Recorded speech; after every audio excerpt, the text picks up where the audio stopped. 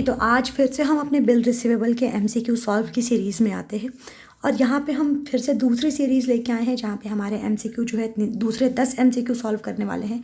पिछले वाले वीडियोस में भी हमने 10 एमसीक्यू सॉल्व की थी, तो जिन लोगों ने भी वो वीडियो नहीं देखा है वो वीडियो जाके ज़रूर देखें। तो पहला क्वेश्चन ये कहता है कि what is the person writing out the order to pay gold. उस इंसान को जो ऑर्डर अभी पे कर रहा है उसे हम क्या कहते हैं। ठीक है, मतलब कि जो अभी ऑर्डर लिख रहा है पे करने के लिए उसे हम क्या कहते हैं। तो ऑब्वियस सी बात है, ऑर्डर कौन लिखता है। ठीक है, किसको भैया पे करना होता है, कौन ऑर्डर लिखता है, तो वो लिखता है हमारा ड्रॉर। ड्रॉर जो होता है वो हमारा ऑर्डर लिखता है किसको, ड्रॉई को पेमेंट करने के लिए। ड्रॉर कौन होता है, ड्रॉर जो होता है वो सेलर होता है। ये कई बार मैंने आपको वीडियोस में बता दिया है। नेक्स्ट क्वेश्चन चलते हैं। नेक्स्ट क्वेश्चन है हमारा कि व्हेन डज द बैंक, पहले वाले का ड्रॉर होगा, इसको आप लोग टिक कर लीजिएगा, मेरे ख्याल से इसमें किसी को प्रॉब्लम तो नहीं ही आएगी। नेक्स्ट क्वेश्चन हम चलते हैं। नेक्स्ट क्वेश्चन हमारा ये कहता है कि when does the bank seek payment from if a discounted bill is dishonoured. कह रहा है, सॉरी हु डज है क्वेश्चन ये कह रहा है कि आपका कि कौन जो है, किससे जो है बैंक जो है पेमेंट मांगता है अगर जो बिल डिस्काउंटेड जो होती है वो डिसऑनर हो जाती है। ठीक है, बैंक जो है किससे पेमेंट मांगता है अगर जो भी बिल जो बैंक ने डिस्काउंट किया है वो बिल अगर बाद में चल के डिसऑनर हो जाती है। डिसऑनर हो जाने का मतलब आपको पता है, डिसऑनर जब हो जाती है तो किससे बैंक पेमेंट मांगता है। ऑप्शन हमारे पास क्या क्या है, इंडोर्सर, ड्रॉई, ड्रॉर, पे। किससे मांगेगा, इंडोर्सर से तो ऑब्वियस सी बात नहीं मांगेगा, बिल इंडोर्स करने की बात ही नहीं की गई है। ड्रॉई से नहीं मांगेगा, ड्रॉई को पैसा भी देना है, ड्रॉई के खाते में है नहीं, तो पैसा उसने बैंक ने दिया किसको था, ड्रॉर को। तो एक्चुअल आंसर इसका क्या होगा, इसका आंसर होगा ड्रॉर। ठीक है, option number C drawer. Bank जो है वो किससे पैसा मांगेगा, ड्रॉर से पैसा मांगेगा, क्योंकि उसने पैसा भी ड्रॉर को ही दिया है। नेक्स्ट क्वेश्चन पे चलते हैं। नेक्स्ट क्वेश्चन है कि what is the acceptance termed as where a bill is accepted without any particular condition. कह रहा है कि हम उस एक्सेप्टेंस को क्या कहेंगे, हम उस एक्सेप्टेंस को क्या कहेंगे जहाँ पे बिल को एक्सेप्ट किया गया था बिना किसी कंडीशन के। ऑप्शन हमारे पास क्या क्या है, ऑप्शन ए है हमारे पास ब्लैंक एक्सेप्टेंस, ऑप्शन बी है हमारे पास क्वालिफाइड एक्सेप्टेंस, ऑप्शन सी है हमारे पास जनरल एक्सेप्टेंस और ऑप्शन डी है हमारे पास अनकंडीशनल एक्सेप्टेंस। उस एक्सेप्टेंस को क्या कहेंगे जहाँ पे बिल को एक्सेप्ट किया गया है बिना किसी पर्टिकुलर कंडीशन के। ऑप्शन हमारे पास क्या क्या है, blank acceptance, qualified acceptance, general acceptance और अनकंडीशनल एक्सेप्टेंस। तो उस एक्सेप्टेंस को हम कहते हैं जनरल एक्सेप्टेंस। आप सभी को मालूम है, जब बिल जो है बिना किसी कंडीशन के जिस बिल को एक्सेप्ट किया जाता है उस बिल को हम लोग जनरल एक्सेप्टेंस का नाम देते हैं। क्लियर। नेक्स्ट क्वेश्चन पे चलते हैं। नेक्स्ट क्वेश्चन भी हमारा कुछ पिछले क्वेश्चन की तरह मिलता हुआ आया है। कह रहा है कि in the same country which bill can be written and accepted. कह रहा है कि सेम ही कंट्री में कौन से बिल को लिखा जाता है, मतलब कौन से बिल को ड्रॉ किया जाता है और उसी कंट्री में कौन से बिल को एक्सेप्ट भी किया जाता है। मतलब सेम कंट्री में उस बिल को बनाया भी गया और सेम कंट्री में उस बिल को एक्सेप्ट भी किया गया।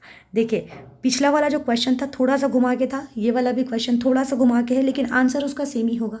कंसेप्ट आपको क्लियर है तो आंसर भी सेम होगा, वो बिल होगा हमारा inland bill.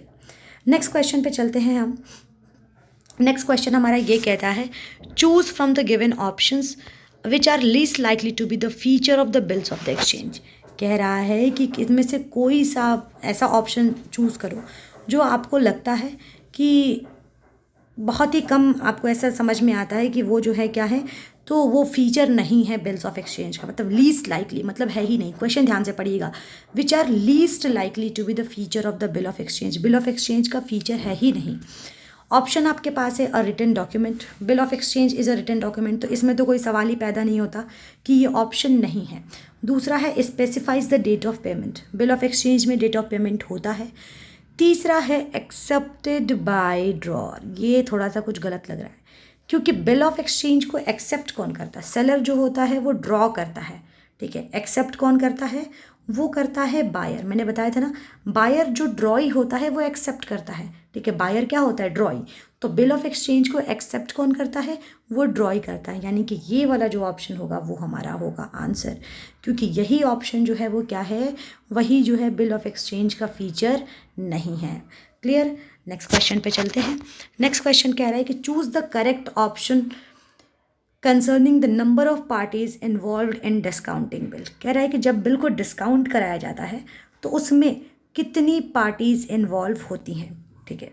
Again, choose the correct option concerning the number of parties involved in discounting bills. जब बिल को आप डिस्काउंट कराएंगे, ठीक है, तो उसमें कितनी पार्टीज़ इन्वॉल्व होती हैं। तो जब भी आप बिल को डिस्काउंट कराते हैं तो उसमें आपकी जो है 3 पार्टीज़ इन्वॉल्व होती हैं। कौन कौन सा? ड्रॉई और बैंक। 3 पार्टीज़ इन्वॉल्व होंगी आपकी। चलिए नेक्स्ट क्वेश्चन पे चलते हैं। The activity of signing on the book of instrument for the aim of transfer by the drawer is called. कह रहा है कि हम बेसिकली करते क्या हैं कि हम बुक पे जो है कुछ लिख देते हैं और उसको ट्रांसफ़र करने की, बिल्स पे हम कुछ लिख के उसको हम ट्रांसफ़र करने के लिए जो है, जब भी हम कुछ बिल बुक में लिखते हैं, बिल को ट्रांसफ़र करने के लिए ड्रॉअर के द्वारा, जब ड्रॉअर अपनी किताब में कुछ लिखता है कि वो बिल को ट्रांसफ़र करना चाहता है, तो उसे हम क्या कहेंगे? ऑप्शन हमारे पास है cheque, bill, acceptance of bill या फिर एंडोर्समेंट। क्या कहेंगे? जब बिल का ट्रांसफ़र होता है तो उसमें हम बिल को जब किसी दूसरे इंसान को ट्रांसफ़र कर दिया जाता है तो उसे क्या कहते हैं? तो उसे हम कहते हैं एंडोर्समेंट। आई होप कि आपको ये वाला पॉइंट क्लियर होगा। चलिए नेक्स्ट पॉइंट पे चलते हैं अपने। नेक्स्ट पॉइंट हमारा ये कहता है कि choose the correct option for measuring discounting charges. जब भी हम डिस्काउंटिंग चार्जेस, भाई डिस्काउंट चार्ज कितना करना है, इसको हम लोग कैसे मेजर करेंगे? इसको मेज़र करने का सही ऑप्शन क्या है? देखिए, कह रहा है कि bill of amount into rate into unexpired period, ये होगा। Discounted bill of amount plus rate into unexpired period, या फिर discounted bill amount into rate divided by unexpired period, या फिर discounted bill amount into rate plus unexpired period. तो इसका जो सही फॉर्मूला होता है वो होता है हमारा discounted bill amount plus rate into unexpired period, यानी कि ऑप्शन नंबर बी, ये जो होगा ये इसका सही आंसर होगा। अभी हम लोग नेक्स्ट क्वेश्चन पे चलते हैं। नेक्स्ट क्वेश्चन हमारा ये कहता है who incurs the interest when a bill is renewed. कह रहा है कि किसके पास जो है बेसिकली जो है आपका इंटरेस्ट जो होगा वो किसके पास से जाएगा जब बिल को रिन्यू किया जाता है। इंटरेस्ट कौन पे करेगा? ठीक है, सिंपल सी बात है, इंटरेस्ट जो होगा वो कौन पे करेगा? ठीक है, तो ड्रॉअर, एक्सेप्टर, एंडोर्सर या फिर ड्रॉई। ठीक है, कौन पे करता है अगर बिल को रिन्यू करना होता है? तो ऑब्वियस सी बात है, ड्रॉई क्या कर लेता है? एक्सेप्ट कर लेता है। तो जो एक्सेप्ट करता है वही इंटरेस्ट भी पे करता है, तो इसका जो एक्चुअल आंसर होगा वो होगा एक्सेप्टर। चलिए नेक्स्ट क्वेश्चन पे चलते हैं हम लोग। नेक्स्ट क्वेश्चन हमारा क्या कहता है? What is the bills due date if the due date falls on a holiday following day. कह रहा है कि बिल का ड्यू डेट क्या होगा। ठीक है, अगर जो है ड्यू डेट जो है वो किसी हॉलीडे पे आ जा रहा है, मतलब कि छुट्टी वाले दिन आ जा रहा है, ठीक है, तो क्या होगा? फॉलोइंग डे पे होगा, सेम ही डे पे होगा, सेम डे पे होगा, ठीक है, आने वाले दिन पे होगा, सेम दिन पे होगा, आफ्टर 2 डेज़, या फिर प्रेसिडेंट पिछले एक दिन, मतलब पहले ही हो जाएगा। तो वो जो होगा वो पहले ही हो जाएगा। अगर हॉलीडे पड़ रहा है तो एक दिन पहले ही क्या हो जाएगा? बिल हो जाएगा। क्लियर? नेक्स्ट चलते हैं। नेक्स्ट क्वेश्चन, यानी कि अभी तक हमारा जो है यहाँ पे सिर्फ 10 क्वेश्चन हो रखे हैं, तो अब हम यहीं पे अपने बिल ऑफ एक्सचेंज के क्वेश्चंस को करेंगे क्लियर, क्योंकि यहाँ पे हमने अभी तक 10 क्वेश्चन सॉल्व कर रखे हैं। अब हम मिलने वाले हैं अपने नेक्स्ट वीडियोज़ में। बस तब तक के लिए थैंक यू सो मच।